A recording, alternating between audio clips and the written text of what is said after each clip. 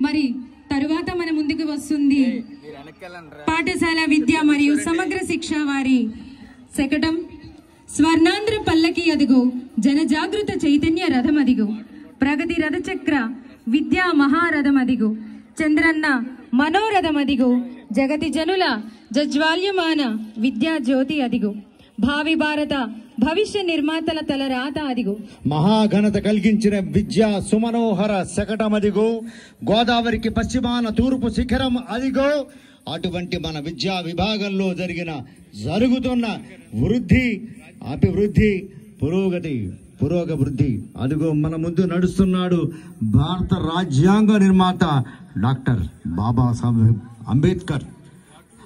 ఆయనతో పాటు మరెంతమందో నడుస్తున్నారు. ఇక్కడ స్వాతంత్ర సమరయోధులు నడుస్తున్నారు. విద్యను అభ్యసించినటువంటి విద్యార్థులు, సాంస్కృతిక కళల్ని ప్రదర్శించినటువంటి విద్యార్థినులు ఇంతమంది వెళ్తున్నారు. విద్యే ప్రగతికి మూలం. విద్య వినయ సంపన్ని.